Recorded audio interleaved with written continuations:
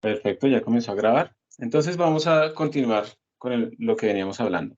La clase pasada estuvimos discutiendo, introduciendo más bien este método de bisección como uno de los métodos necesarios para calcular la raíz de una ecuación. Tenemos una función igual a cero, eso es lo que queremos, una función igual a cero. Queremos calcular cuál es ese valor de x o de c o como lo llamemos, que cumple que nuestra función vale cero o al menos está tan cerca de cero como cierta precisión.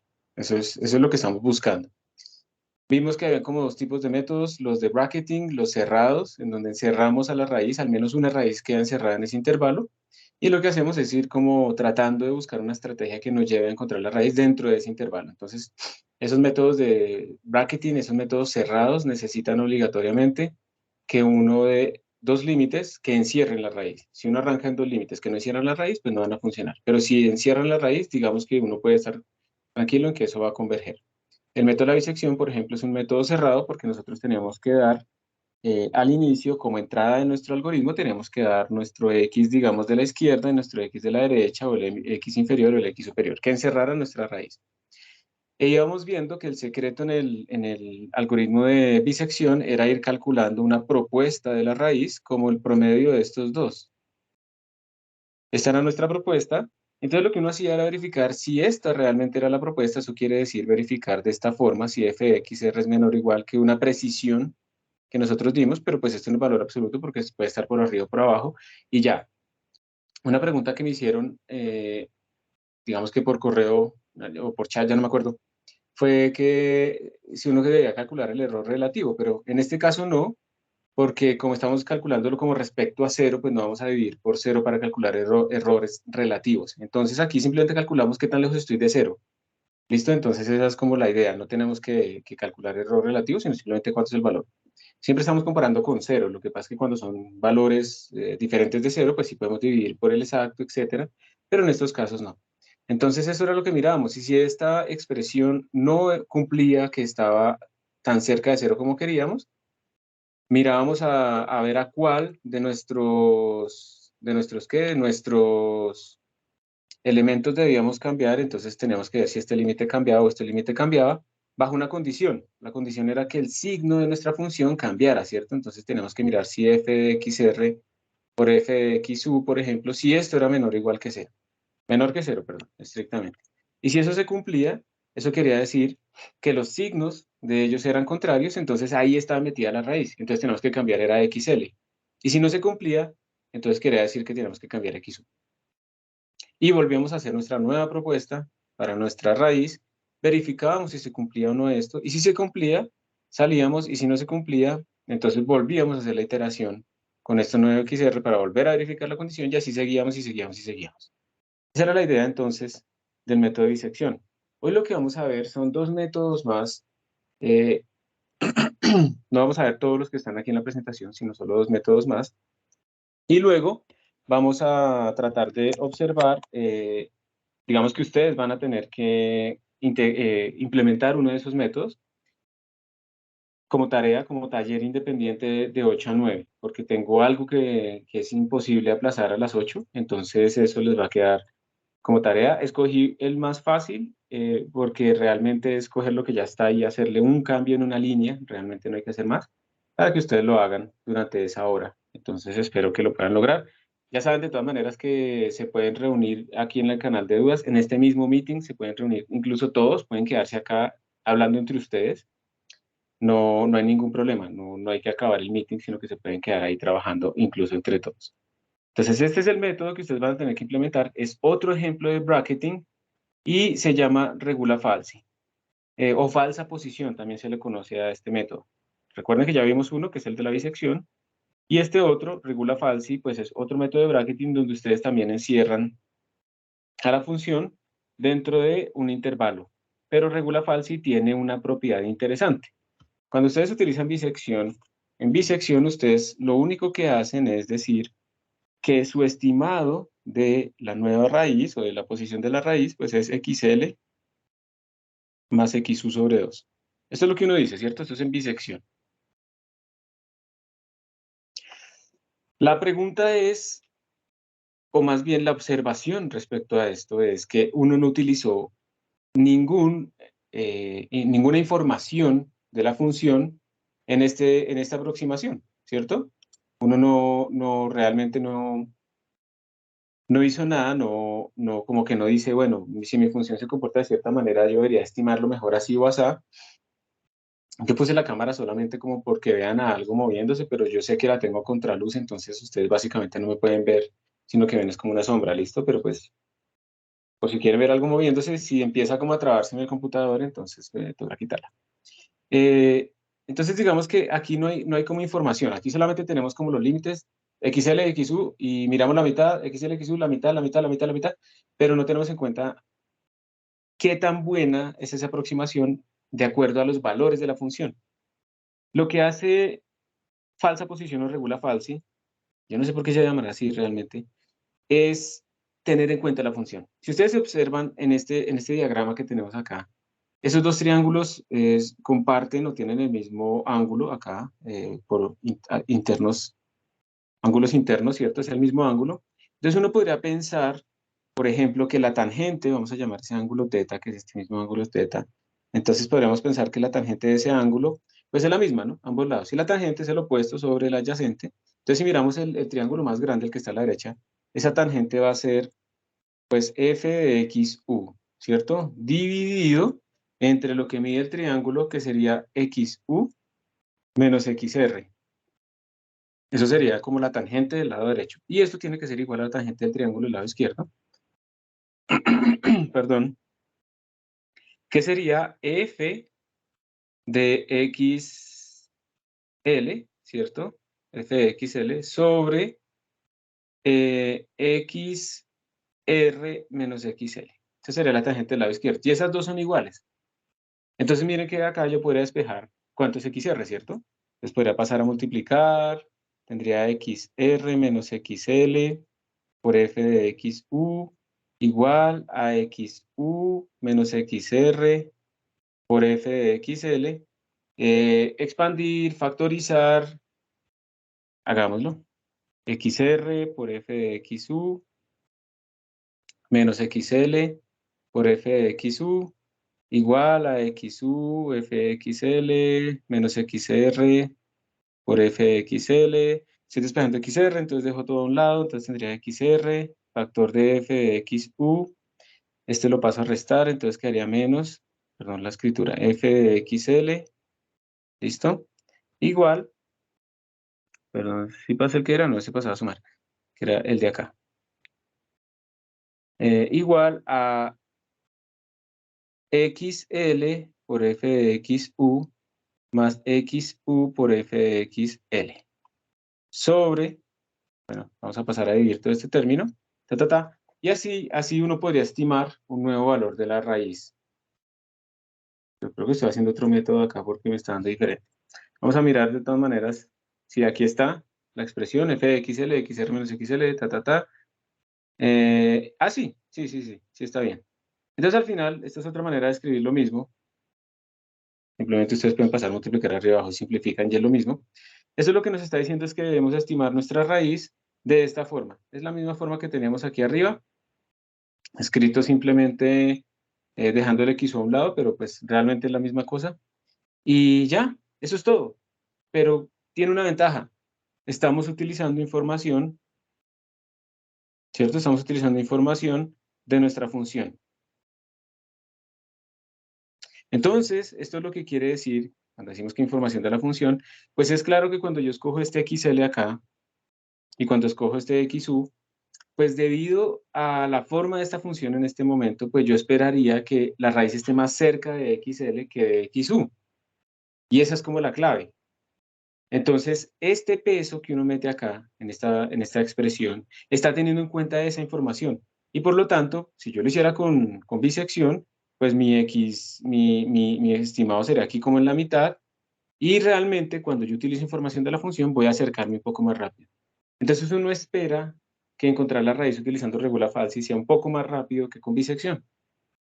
¿Y qué cambiaría? ¿En dónde yo debería meter esto? ¿Se acuerdan que nosotros tenemos una función bisección? ¿Cuál sería el único cambio que yo debería hacer en mi función bisección cuando yo copio y pego para implementar regula falsi? Yo tendría que cambiar algo Pensemos que bisección recibe un XL y un XU, igual que regula falsi. Regula falsi también recibe un EPS, igual que bisección. Regula falsi también recibe un NMAX, igual que bisección.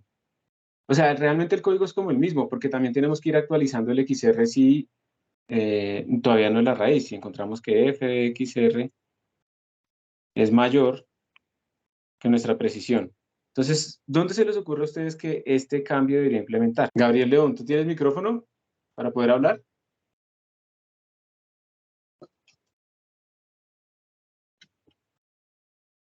Sí, señor, ya esta vez no me pasa lo de la clase pasada que quedé un rato hablando.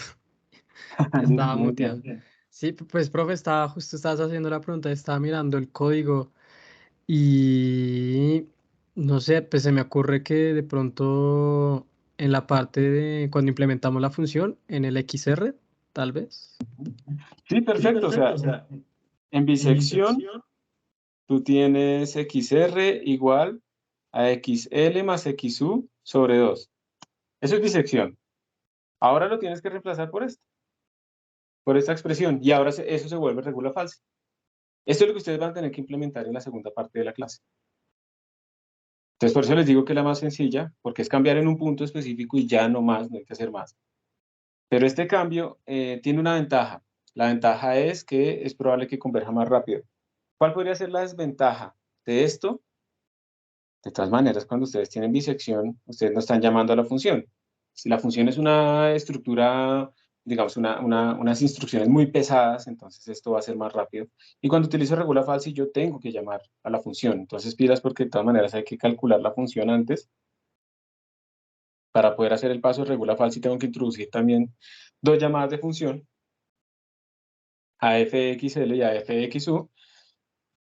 Y si esa función es lenta, entonces regula falsi se demora un poco más, pero para lo que estamos haciendo nosotros en estos ejemplos, eso no se nota, eso no importa, entonces pues se hace simple. Entonces solamente tendrían que hacer dos cosas, ¿no? Calcular cuánto es f de xl, cuánto es f de xu, ¿sí? Guardarlo en unas variables, y luego calcular el r de esta manera, el xr, perdón, de esta manera, y ya, quedó implementado regula falsi. Y regula falsi, entonces, al tener en cuenta la información de la función, va a ser más rápido. Si uno hace esas gráficas que ustedes han empezado a hacer, de cómo es el error porcentual, ¿listo? Si uno hace esas gráficas en función de las iteraciones, miren que bisección converge relativamente rápido, pero miren que regula falsi o false position, converge mucho más rápido. Entonces, ¿qué quiere decir que converja más rápido? Que para la misma precisión, ¿sí? Tengo que hacer menos iteraciones con falsa posición que con bisección. Entonces, menos iteraciones, pero tengo que llamar a la función. Siempre gano en algo, pero pierdo en algo, como en la vida, ¿no? Entonces, todo es un balance. ¿Hay alguna pregunta hasta acá? En el chat de anónimo no hay nada, y en el chat de acá tampoco. Bueno. Profe, ese error relativo es entre los XRs. Se puede sacar entre los XRs, pero nosotros lo estamos manejando simplemente como el valor absoluto de f de XR. Ah, listo. Es que yo en la tarea hice, lo hice con los XRs, pero listo. Está bien, está bien. ¿Listo? Tú también puedes decir como el XR nuevo que me dio menos el XR viejo que tenía guardado sobre el XR nuevo, digamos. Eso también es un error relativo entre cuánto tengo ahora comparado con lo que tenías anteriormente, ¿cierto? Y pues eso también es una medida de la convergencia. ¿Listo? El problema es, por ejemplo, ¿qué tal si la raíz de tu problema es el número cero? Entonces aquí estás dividiendo por cero y cosas de ese estilo. Entonces uno tiene que estar pilas de ese tipo de posibles errores en esos casos. ¿Está bien? Listo, profe. Muy bien. Y como les decía, digamos, en estos casos no estamos haciendo errores relativos, pues porque como estamos calculando que esta función llegue a cero, pues simplemente miramos la magnitud de este número comparado pues con cero y ya. Entonces así también está apropiadamente escrito. Eso se puede ver también porque una vez es el error relativo, lo puede escribir como, digamos, no sé, b menos a sobre b menor o igual que ps. Y si yo quiero evitar dividir por cero, yo lo paso aquí a multiplicar, entonces me queda como b menos a menor o igual que EPS por B. Y si ese B al que estoy yo buscando es 0, pues miren que básicamente tendría como A, un valor absoluto menor o igual, que un número cercano a 0. Entonces es como la misma expresión, pero evitando igual. Eso es regula falsi, entonces tiene su ventaja. Obviamente también es importante resaltar que ninguno de estos métodos es completamente infalible. ¿Bien? Esos métodos también tienen de todas maneras casos en los que no van a funcionar, por ejemplo, funciones súper mal comportadas como esto de x a la 10 menos 1, en donde el comportamiento es como tan problemático que la convergencia va a ser muy, muy lenta. Va a llegar, pero se van a requerir muchísimas iteraciones. A lo que voy yo es que no hay nada perfecto y uno de todas maneras tiene que verificar con dos métodos o con una rutina más robusta que esté llegando a la raíz de su función, ¿sí? Y siempre estar verificando pues f de xr, porque al final eso es lo que importa, que esté cerca a 0. Yo puedo tener un método que me bota un resultado en una iteración, pero el resultado está mal. Eso no me sirve, ¿sí? Prefiero 1000 iteraciones, pero que esté mejor. Y bueno, entonces ahí quedaron como los métodos de ejemplo, los métodos cerrados de ejemplo. Regula falsa y bisección. Ustedes van a tener que implementar bisección en la segunda parte de esta clase. Y ahora vamos a hablar de los métodos abiertos. En los métodos abiertos, eso lo que quiere decir es que ya no vamos a encerrar a nuestra raíz en dos límites, sino que vamos a darles un punto de inicio, que puede estar a la izquierda o a la derecha de la raíz. La idea es que esté relativamente cercano. Y si nuestra función cumple ciertas condiciones, entonces vamos a ir iterando sobre ese punto hasta que se va a ir acercando al valor de la raíz. ¿Está bien? Esos son los métodos abiertos. Entonces, en los métodos abiertos no necesitamos un XL y un XU, sino que necesitamos es un punto inicial que lo podemos llamar X sub 0, ¿listo? Y lo que vamos a hacer es iterar. Denme un momentico, por favor. Listo, disculpe. Llegó un doctor a examinar a la niña que anoche se estuvo quejando de dolor del oído, pero no ha presentado síntomas de fiebre ni nada, entonces es mejor que le revisen. A ver cómo está, ya llegó el doctor. Entonces, como les venía diciendo, los métodos abiertos se basan en que yo voy a un punto de inicio, en cierta manera como que no necesito acotar mi raíz, y esos métodos, por una regla, van a ir iterando hasta que llegan a encontrar nuestra raíz. Entonces, son métodos que van iterando entre ellos.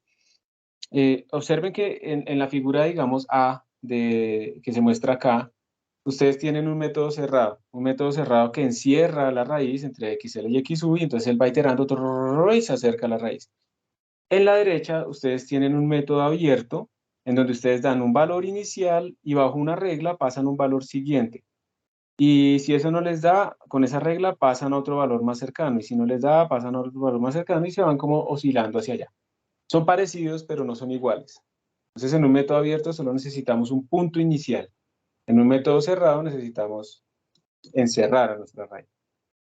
Hay varios ejemplos de métodos abiertos. Uno es este, el de la iteración de punto fijo. Esta iteración de punto fijo implica que si ustedes tienen un problema, f de x igual 0, ustedes lo van a transformar en un problema x igual a g de x.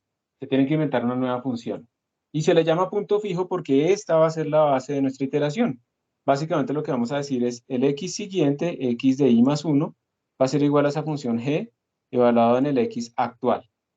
¿Pero de dónde salió esa g? Pues digamos que ustedes tienen este problema. Digamos que f de x es igual a e a la menos x más x. Toca menos x, ¿no? Para que no sea 0. Menos x. Y queremos que esto valga 0. Entonces ustedes podrían decir, voy a reescribir esta función de esta manera. E a la menos x igual a x. Entonces observen que aquí ya tenemos nuestro x, entonces para este problema, g de x podríamos definirlo como e a la menos x.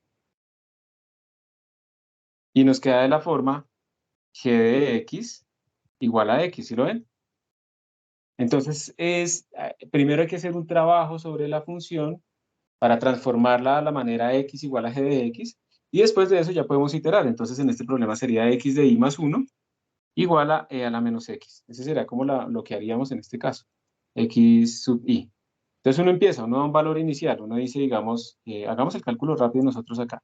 Digamos que ustedes le ponen x sub 0 igual a 1. ¿Cuánto sería x de 1? El siguiente sería e a la menos 1. Necesito que ustedes me ayuden porque no tengo aquí el teclado. ¿Cuánto es e a la menos 1? Por favor. ¿Cómo 0.3? 0,36. Listo. Perfecto. 0,36 aproximadamente. Listo. Y entonces ahí evaluamos. Si se cumple que f de x vale 0, entonces ahora necesito por favor que evalúes esto cuánto da. Será 0,36 menos 1, ¿cierto? Entonces esto, la función evaluada ahí, f en x1, que sería f de 0,36, ¿cuánto les da? Para ver si lo estoy haciendo bien. A mí en la cabeza me está dando simplemente pues 0,36 menos 1, o sea, menos 0,64, ¿sí? Menos 0,63. Sí. 63, listo. Que era un 37, listo. Es que tachando. 63. Entonces eso está lejos de nuestro valor, entonces vamos a volver a hacer una iteración. La siguiente iteración sería x sub 2 igual a g del anterior, entonces sería e a la menos 0,36. ¿Cuánto da e a la menos 0,36, por favor? 0,69. 0,69. ¿Cuánto daría f evaluado en 0,69? 0,5. 0,5. Entonces, no, ¿cierto? Volvamos a entonces a hacer la siguiente iteración. X de 3 igual a e a la menos 0,5. ¿Cuánto da eso? ¿Eso sí tendrá solución? Sí, sí, debe tener. Daría 0,6. 0,6. ¿Y cuánto da f de 0? 0,54. Profesor, 0,54. una pregunta. Señora, Me perdí ahí. Lo que estamos haciendo es reemplazando esos como decimales en la función f de x que está ahí, que es e a la menos x menos x. sí. Es decir, recordemos que tú primero tienes este problema, ¿cierto? Y lo transformaste en esta forma, ¿cierto? Eso fue lo ¿Sí? primero que hicimos. Entonces esta es nuestra función y lo transformamos a esta forma. Entonces aquí ya tenemos nuestra función g de x. Entonces lo que hacemos es empezar a iterar. Lo que queremos es g de x igual a x, ¿listo? Entonces tú pones un valor inicial arbitrario, pues no puede ser realmente arbitrario, pero lo pusimos aquí arbitrario. Y entonces tú calculas pues esta expresión, ¿sí? Entonces el x siguiente, x1 va a ser igual a g en x0, en el anterior. Entonces tú evalúas, como tú dijiste que x0 era igual a 1, pues evalúas e a la menos 1, porque tu función era esta, ¿cierto? G de x igual a e a la menos x. Sí. Listo. Eso nos dio 0,36. Recuerda que lo que estás buscando es una raíz de la función f, que aquí es donde viene la confusión. A veces uno confunde g con f, ¿no? Entonces tú evalúas cuánto vale f en esta propuesta que yo puse. Entonces tú evaluaste y te dio menos 0,63. Entonces eso todavía está lejos de la precisión que tú quieres. Eso no es la raíz, eso no es 0. Tú quieres que eso valga 0, ¿cierto? Y no te dio 0. Entonces tú dices, tengo que hacer otra iteración. Entonces ahora x2, mira, x2 va a ser igual a g. x2 va a ser igual a g evaluado en x1. Entonces sería x2 va a ser igual a e a la menos 0,36, que será tu x1. Entonces eso nos dio 0,69. Volvemos a evaluar en f a ver cuánto nos da. Nos da que vale 0,5, entonces no nos sirve, ¿cierto? Todavía está muy lejos del 0. Entonces ahora utilizamos de nuevo este 0,69. Ah, y aquí yo la embarré. Y aquí sería e a la 0,69, ¿sí o no? Porque Una pregunta ahí, profe. Cuando yo evalúo en F, debería ser E a la 0,69 menos 0,69, ¿cierto? sí, sí, sí, sí. Entonces no da 0,5, da menos 0,18. Ah, Sí, ok. exacto, por eso pregunté. Ah, perfecto, perfecto. Entonces vamos a volverlo a poner. Entonces sería f evaluado en x2, o sea, en 0,69. ¿Cuánto da? Menos 0,18. Menos 0,18. Entonces yo me estaba asustando porque veía que no había convergencia. Entonces parece que sí está mejorando, pero todavía está lejos. Entonces todavía no nos sirve. Entonces ahora x3 a qué sería igual? A e a la menos 0,69, ¿cierto? ¿Cuánto da esto? 0,5. 0,5. Y ahora, ¿cuánto vale f de 0,5? O sea, e a la menos 0,5 menos 0,5. 0,1. 0.1. Miren que como que sí está disminuyendo, lentamente, pero está disminuyendo. Entonces todavía, digamos, si nosotros queremos una precisión más pequeña, todavía no nos sirve. Entonces x4 va a ser igual a g de 0.1 igual a e a la menos 0.1. ¿Cuánto es 0,9. 0,9. ¿Y cuánto es f de 0,9? O sea, e a la menos 0.9 menos 0.9. Menos 0,4 aproximadamente es menos 0,5. Porque tiene un Profe, 9. en F no debimos usar, en la nueva, no debimos usar 0,4, es a la menos 0,4. A las 0, aquí A la esto cuánto da. 0,5, perdón. Porque 0,1 es la función, ¿no? Y no el X. Espera que me perdí, ¿en el paso x3 o en el paso x4? Para hacer el paso X4, deberíamos hacer E a la X anterior, ¿no? La X Sí, anterior sería 0,5. sí, señor. Tienes toda la razón. Es x3, claramente. Sí, señor. Yo me equivoqué. GS de 0,5, e a la menos 0.5, ¿cuánto es? 0,6. ¿0. Qué? 0,6. Aprendamos, dame 2 cifras decimales, por favor, para tener más precisión. Es 0. que es ¿Qué? 0,60. Ah, ok. 0.60, listo. ¿Cuánto es f de 0.60? 0,0065. Parece que sí nos estamos acercando a la raíz, ¿cierto? Ya aquí tenemos un salto bastante bueno. Esto es lo que hace la iteración de punto fijo. A veces uno nunca ha visto como estas formulaciones, por eso quise hacerlo como paso a paso, pero es para que ustedes vean que esto lo que quiere decir es x de 4 igual a g de x de 3. Simplemente eso es lo que quiere decir.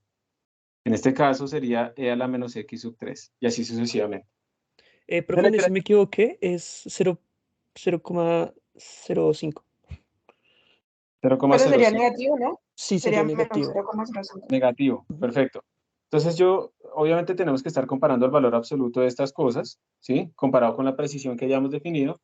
Y pues evidentemente el número de iteraciones también va a depender de la precisión que yo haya definido. Eso es lo que hace la iteración de punto fijo. Pero ustedes tienen que hacer el trabajo de reescribir su problema en esa forma, g de x igual a e a la menos x. Bueno, perdón, no e a la menos x. G de x igual a x. Ahora bien, pilas porque la forma de reescribir un problema de esa manera hay infinitas maneras, ¿no? Yo simplemente sumando x ya lo puedo lograr. Yo puedo simplemente escribir f de x más x, pues va a ser x, ¿sí? Es coger esta expresión y ya. También, entonces, dependiendo de la manera en la que yo lo escriba, esa convergencia va a ser afectada. Digamos que hay una libertad extrema en cómo yo puedo escribir este problema, entonces pues también hay que tener cuidado con ese tipo de cosas. Pero ese es el fundamento del método del punto fijo. Ya vamos a ver la implementación. Hagámoslo de una vez. No, mentiras. Ya la vamos a ver, la implementación, pero después esta es la idea. Aquí está escrito, digamos, tienen este polinomio. Lo ideal no es como meterle nuevos términos en lo posible, tratar de la misma expresión de f de x, despejarla de x, pero pues dependerá de la forma de mi ecuación. Y entonces uno empieza a iterar. Aquí está, miren, aquí está L a la menos x, pues obviamente por eso lo puse. Entonces aquí están las iteraciones, como ya las pueden ver, pero el punto inicial es diferente.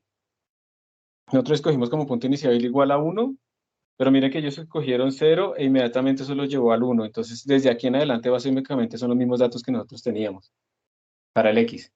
Lástima que aquí no colocaron la tabla de f de x, ¿cierto? Para ir viendo cómo esto se va acercando a 0. Pero pues ahí sale la raíz. Y como ustedes pueden ver, el método como que está oscilando alrededor de la raíz, acercándose cada vez más. ¿Sí nos dieron estos valores más o menos?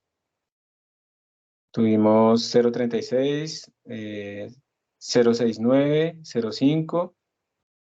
Miremoslos acá, 0.36, 0.69, 0.5. Ahí está, la misma iteración. Pero nosotros la hicimos a mano, pero obviamente esto lo hace mucho mejor un computador. Y como pueden darse cuenta, miren estos últimos datos, como que va oscilando alrededor de la raíz exacta, cada vez ganando más y más y más precisión. Entonces es chévere porque yo simplemente doy como un punto inicial y él se encarga de iterar, pero pues también de todas maneras van a haber casos en donde probablemente esto siga iterando y nunca se acerque. Por eso uno tiene que estar pendiente, limitar el número de iteraciones y cosas así. Y ahora vamos a ir al método más importante, en el sentido en que esto se utiliza en muchos contextos y es bastante poderoso, incluso aparece en Machine Learning, aparece en muchas variables. Entonces, digamos que es importante verlo. Y se llama el método de Newton. El método de Newton lo que hace es utilizar información de la derivada. Entonces, ustedes tienen, digamos, un punto inicial. Lo vamos a llamar x sub i. Este es el punto inicial, este x sub i. Esto produce, pues, obviamente una pareja coordenada x sub i y f de x sub i. Pero si ustedes utilizan la derivada, entonces con la derivada ustedes pueden sacar la ecuación de la recta tangente. Y proyectan esa ecuación de la recta tangente, les va a dar un punto acá. Y ese punto de intersección, va a ser nuestra nueva estimación de la raíz. ¿Cómo se escribiría eso? Entonces, digamos que la pendiente de esa, perdón, de esa recta, esa pendiente m, pues es básicamente la derivada evaluada en f de x sub i. Y en este caso lo podemos tomar como la pendiente, ¿se acuerdan que uno la toma como lo vertical, el intervalo vertical sobre el intervalo horizontal? Entonces el intervalo vertical sería f de x sub i menos 0, porque yo estoy buscando la intersección con el eje x, dividido entre x sub i menos x sub i más 1. Eso es lo que yo tengo, entonces de aquí voy a despejar a x sub i más 1, que es la que yo estoy buscando, la siguiente. Vas a multiplicar, entonces tendría x sub i menos x sub i más 1 por f' de x, evaluado en x sub i, igual a f de x sub i. Y entonces voy a pasar a dividir a este man acá. Entonces tendría x sub i menos x sub i más 1 igual a f de x sub i sobre f' evaluado en x sub i, la derivada. Y entonces paso esto a sumar y paso esto aquí a restar. Entonces al final va a tener x siguiente va a ser igual al x actual menos f de x sub i sobre f' de x sub i. Y esta va a ser mi propuesta de cuál es el valor siguiente en mi iteración. Entonces vamos a hacer, si quieren, el mismo ejercicio. Vamos a tomar f de x igual a e a la menos x, vamos a derivarla. F de x sería menos e a la menos x menos 1, ¿sí o no? Y hagamos el ejercicio de las iteraciones. Entonces vamos a poner el término diésimo, vamos a hacerlo un poquito más ordenado acá. Vamos a poner aquí el x sub i. Vamos a poner aquí f de x sub i. ¿Listo? Entonces, empecemos con el término inicial, el 0. Vamos a ponerle el mismo valor inicial que le pusimos allá en la iteración de punto fijo. Entonces, vamos a poner x sub 0 igual a 1.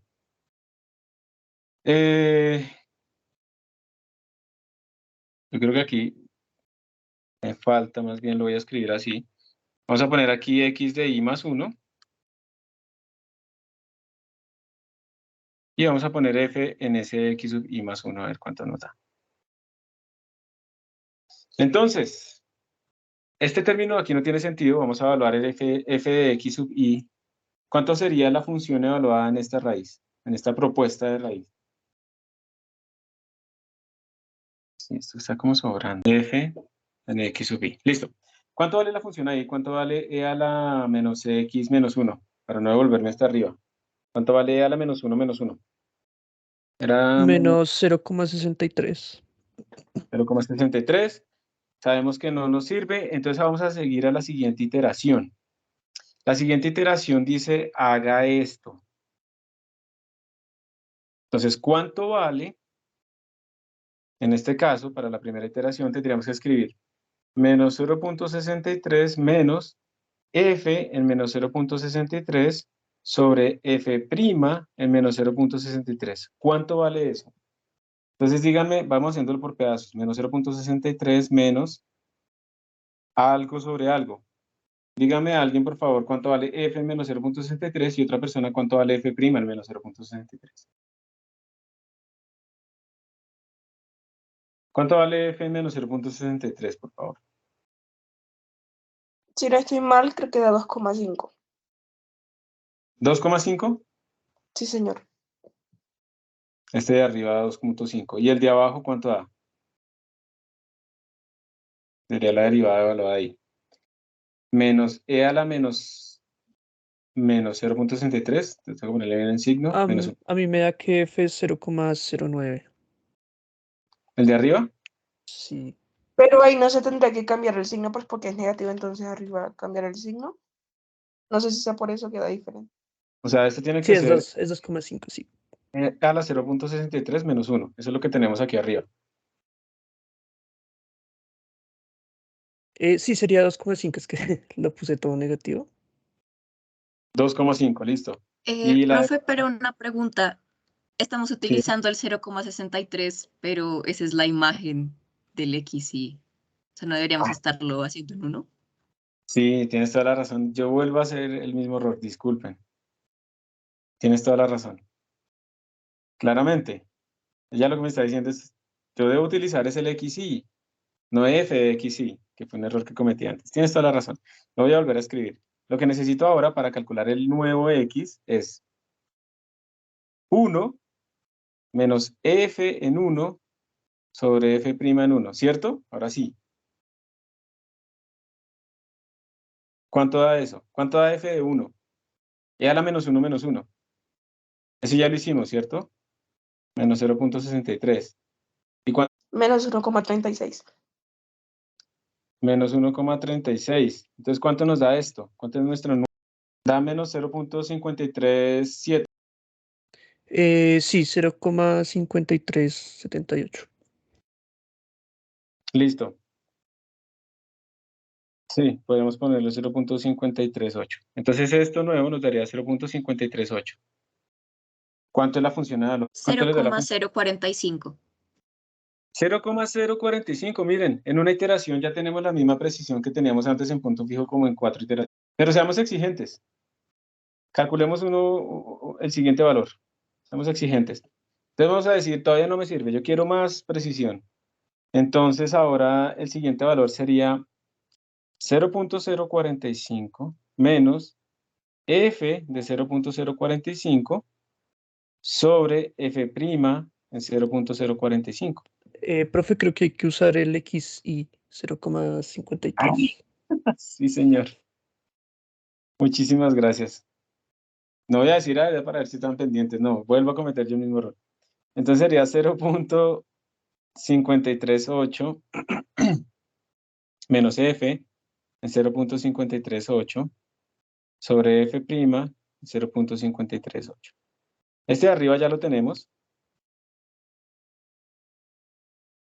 Este es 0.045, listo. Entonces me faltaría solo el de Menos 1,58. menos El de 1,584. abajo. El de abajo, la derivada. En Esto, ¿cierto? total, sí. En total me da 0,5669. ¿Alguien me confirma ese valor, por favor? 0,5566, ¿cierto? Sí. Me da lo mismo. Perfecto. ¿Y cuánto vale? A mí me da que da 0.016, ¿sí o no? 0,00117. A mí me Bueno, da lo mismo. nos va cambiando dependiendo del número de cifras decimales que metamos, ¿sí? Eso va a cambiar. Pero miren, qué impresionante es la convergencia de este método. Básicamente uno puede demostrar que en cada iteración se dobla el número de cifras decimales que uno tiene, la precisión se duplica en cada iteración. Entonces es impresionante. Pero ¿cuál es el precio que hay que pagar acá? Hay que tener la derivada. Pero vamos a ver que la derivada incluso la podemos calcular numéricamente e incluso así, si utilizamos la diferencia central, la derivada nos va a dar bastante bien. Por esto el método de Newton se utiliza mucho. Si ven que en pocas iteraciones estamos muy, muy bien, y si yo vuelvo a hacer otra iteración acá, nos va a dar aún mejor. Entonces el método de Newton pues tiene una gran ventaja, converge muy, muy rápido, bajo comportamientos razonables de nuestras funciones. Lo único es que tenemos que calcular la derivada, y cuando es multidimensional, pues el gradiente y cosas así, pero es muy, muy bueno por esa razón. Entonces aquí está la deducción, están las cosas escritas, el error pues es un error como cuadrático, entonces se va duplicando la precisión a medida que yo hago iteraciones, y aquí pues está el ejercicio, entonces miren que ellos arrancan desde 0, los manda a 0,5, esto es lo mismo que hicimos nosotros, y miren cómo va convergiendo rápidamente el método de Newton, es muy impresionante. Si uno hace la grafiquita de los errores, por aquí debe estar, entonces observen que la disección es buena, pero tenemos mejores opciones. El de regula falsi es mejor, hay uno que es de la secante, que es análogo al de Newton, pero se aproxima a la derivada de una forma diferente. O el método de Newton-Raphson, que mejor dicho es como que en muy pocas iteraciones yo ¡pran! Converge muy, muy, muy, muy rápido. ¿Está bien? Y pues por esa razón es que es importante tenerlo en la cabeza, este método de Newton, y por eso es que se utiliza constantemente. Hay más métodos que son como mezclas. El método de Brent es una mezcla entre bisección y el método de Newton, y además verifica los límites. Entonces él trata de mirar si yo no estoy convergiendo con este método, entonces hago un switch y me paso a otro método, y eso es lo que hacen las librerías también. Hay que tener en cuenta, por ejemplo, que pueden haber múltiples raíces. Entonces el método de Newton va a converger a una de ellas, pero no a todas. Depende del punto de inicio. E igual en el bracketing, si yo encierro muchas raíces, pues yo voy a converger a una sola de esas. Entonces tengo que tener cuidado con eso cuando son múltiples raíces. Digamos que si yo necesito sistemas ya de ecuaciones donde tengo varias variables, pues entonces tengo que utilizar una generalización de mis métodos. Por ejemplo, el de Newton-Raphson se puede generalizar a varias variables. Y ya cuando son problemas muy especializados, uno realmente lo que va a hacer es utilizar librerías especializadas. Entonces, por ejemplo, ustedes pueden utilizar las librerías como la GCL, GeoGebra, Octave, hasta más, Wolfram Alpha, pero depende del problema, ¿sí?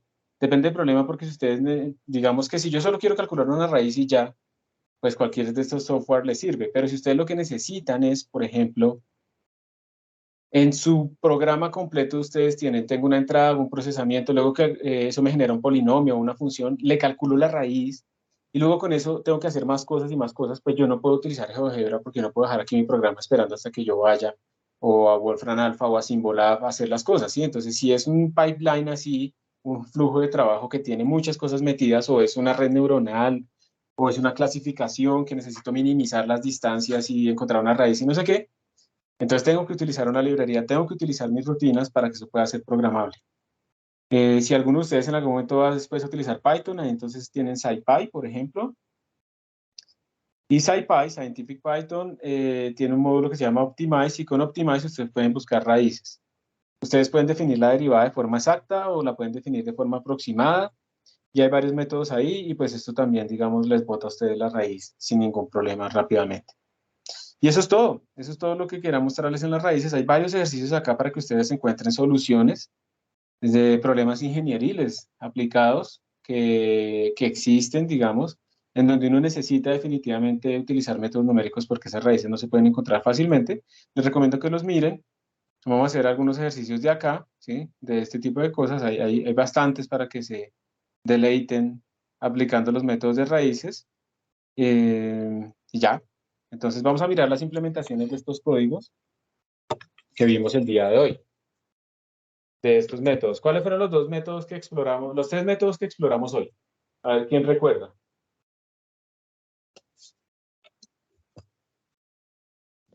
Regula falsi, iteración de punto fijo y el método de Newton. Excelente, muchas gracias. Entonces, esos son los métodos que ya hay dos de esos implementados para que ustedes los vean. Ahora les voy a compartir la pantalla. ¿Listo? Entonces, regula falsi es el que les va a quedar a ustedes de tarea implementarlo ahorita en la segunda parte de la clase, desde las 8. De hecho, ya les debería haber llegado una notificación de una tarea que se cierra a las 9, que se abrió a las 7:45. Eso es lo que tienen que hacer. Sí, ya les llegó, ¿cierto? Entonces, es simplemente lo que tienen que implementar. Entonces, no voy a abrir este porque está la implementación, pero está escondida. Entonces el método de punto fijo, lo que teníamos que hacer en este método de punto fijo, pues era iterar. Entonces mira que es muy parecido a todo lo que hemos hecho, pero ahora no mandamos 2x, sino mandamos solo una x, el xl y el xu ya no tiene sentido porque ese es un método abierto. Entonces le mandamos un inicio, le mandamos una precisión, todo lo demás es igual, un puntero de función, o ¿sí? Que estamos utilizando ahorita, el nmax, y el número de pasos. Entonces, arrancamos. Nuestra primera propuesta de raíz, pues es el x0 que me mandaron. Y yo lo que voy mirando, si la función xr menos menos xr es menor o igual que dps, entonces esta será la precisión. Ojo, aquí está una nota. Esta función que yo mandé acá no es f, es g. ¿Se acuerdan que en el punto fijo tenemos que definir dos funciones? Entonces, para que quede más claro, vamos a mirarlo aquí abajo. Yo tengo mi función f original, acá, mi función f original, y tengo que definir una función g. Y esa es la que yo le mando al punto fijo. Miren que aquí está el punto fijo. Yo no le estoy mandando a f, sino a g, y por esa razón es que en esta implementación yo estoy verificando la distancia. Es que si esto vale 0, ¿se acuerdan que nuestra definición de punto fijo es g de x menos x igual a 0? Entonces, por eso es que yo estoy verificando esta condición acá. Ese es el detalle del punto fijo que hay que tener cuidado. De resto, simplemente, si esto se cumple, pues ya terminé, hago un break para salir. Y si no se cumple, pues entonces hago la iteración de punto fijo. Esta es la iteración de punto fijo, obsérvenlo. El x nuevo va a ser igual a mi función g evaluado en el x actual. Y vuelvo a mirar. ¿Me sirve? No. El x nuevo es mi función g evaluado en xr. Vuelvo a mirar. ¿Me sirve? No. Lo vuelvo a iterar. Y así sucesivamente. Y ya. Eso es todo. Miren que el secreto está como en el XR, pero el detalle del punto fijo es no confundir f con g. Yo les iba a dejar de tarea inicialmente punto fijo, pero preferí ponerlo en regular falsi, que es mucho más sencillo, porque a veces se confunden un montón aquí con el f y con el g. Entonces, por eso les dejé el código aquí implementado. Voy a pasar directamente, ahí está, en el repositorio ustedes encuentran, aquí en el repositorio ustedes encuentran la implementación con punto fijo o la implementación con Newton, pero pasemos inmediatamente. Mire algo acá. Esto. Y pasemos al de Newton. Entonces, mire que la función de Newton, ¿qué es lo que hace? Sí, es básicamente igual que el punto fijo. Tiene un punto inicial, una precisión, o sea, la interfaz es la misma, pero ella recibe ahora también la derivada. Necesita calcular la función y también la derivada. Y entonces observen que el XR, ¿cómo se actualiza? Entonces, el XR nuevo va a ser el XR que yo tenía menos la función evaluada en XR sobre la derivada. Es escribir literalmente, así literal, como les gusta ahora decir, literal, el algoritmo de Newton. Entonces lo escribimos y eso va iterando. Y pues ya, entonces tenemos que hacer alguna manera de calcular la derivada. Entonces, como punto fijo requería una g, Newton requiere una función de derivada. Y la función de derivada, miren que no la vamos a hacer de forma exacta. Miren que la función de derivada yo la implementé aquí. ¿Con qué algoritmo? ¿Este algoritmo alguien recuerda? ¿Qué algoritmo estamos aplicando aquí para calcular la derivada? ¿Eso es forward o es central? Central, ¿no? Central. Y yo le puse un h fijo. O sea, esto es muy machetero. Uno podría mirar qué tan bien está calculando dependiendo del h. Yo le puse un h fijo y ya. Y estoy calculando la derivada numéricamente. O sea, esto funciona para cualquier f en principio. Pero pilas, pues, porque sabemos que es una derivada que tiene también un error que va a inducir un error en el algoritmo. Pero lo impresionante, pues, son estos resultados que ya los vamos a ver en la consola. Este resultado es, para una precisión dada, ¿cuántas iteraciones hice con bisección? Entonces, aquí me salió que hice 13 con bisección. ¿Cuántas iteraciones hice? Esto es con regula falsi. Sí, con regula falsi, cuando está implementado, hice 6. Entonces, entre estos dos que son cerrados, pues regula falsi parece ser mejor. Eso es cuántos hice yo con iteración de punto fijo. Entonces hice 6. Bien. ¿Cuántas tuve que hacer con Newton? 3 nomás. En 3 iteraciones llegué a mi solución.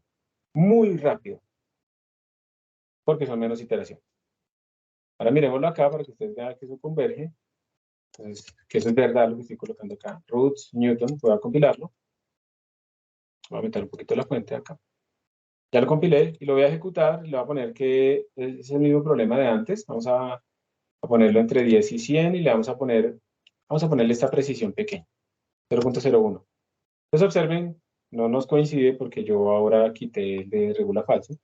Aquí está saliendo bisección, el primero, iteración de punto fijo es el segundo, y Newton es el tercero. 3 iteraciones. Voy a aumentar la precisión harto. Miren que esto es lo que me está demostrando a mí. Miren que Newton ya desde el principio estaba muy abajo en la precisión. Mírenlo acá. Newton ya estaba bastante abajo. Ya estaba muy cerca de cero comparado con los otros dos. 20 iteraciones con bisección, 9 con punto fijo, sigo con 3 con Newton. Vamos a poner 2 ceros más. 27 para bisección, para tener esta precisión. 13 para punto fijo, 4 nomás para Newton. Es que observen, miren que Newton en este momento, con otra iteración, Newton pasó a tener 10 a la menos 11. O sea, la función evaluada en este punto me da 10 a la menos 11. Estoy muy por encima de la precisión de los demás. Entonces yo incluso puedo ponerle 2 ceros más y sigue con 4. Le vamos a poner 2 ceros más.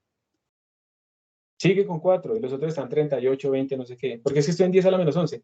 Y miren que ahora que le exigí más de la cuenta, tuve que hacer 43 con bisección, 22 con punto fijo y solamente 5 con Newton. Y miren que 5 ya está básicamente la precisión numérica. Ya estamos hablando de 10 a la menos 16 para los doubles.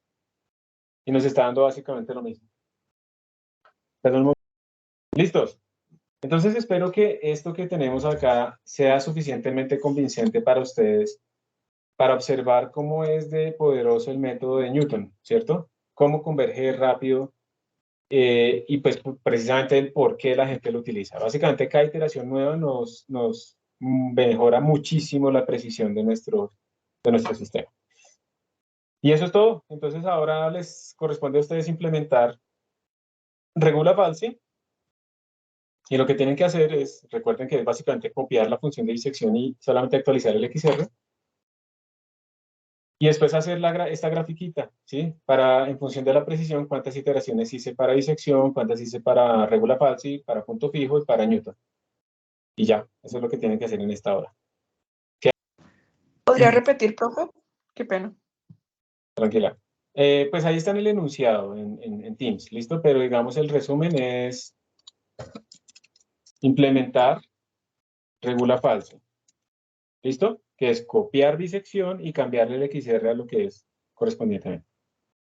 Esa es la primera parte, entonces tienen que tomarle una foto de implementación y la segunda parte es gráfica de error en función de las iteraciones para todas estas 4 técnicas, ¿no? Entonces sería bisección, regula falsi, que es el que ustedes van a hacer, iteración de punto fijo, que también ya está, y Newton. Entonces básicamente cojan el código de Newton y le añaden el de regula falsi, la función de regula falsi y las llamadas que están ahí. Y ya eso es todo, son esas 2 cosas. ¿Sí quedó claro? Sí, señor. Bueno, entonces yo me voy a salir de esta llamada, tengo que entrar a la otra actividad ya mismo, ya me pasé.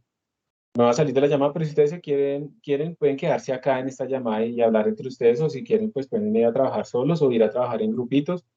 Yo lo que les recomendaría será que se quedaran aquí en la llamada y incluso si alguien quiere compartir la pantalla, pueden hacerlo y entre todos van diciendo, no, haga tal, tal, tal, y se van ayudando ahí entre todos. Pero pues ustedes deciden, ¿listo? Yo no la voy a cerrar, yo me voy a salir simplemente. Recuerden que se cierra a las 9 el envío en Teams. Entonces empiezan a trabajar desde ya. Eso es muy rápido, pero pues ayúdense, es más fácil.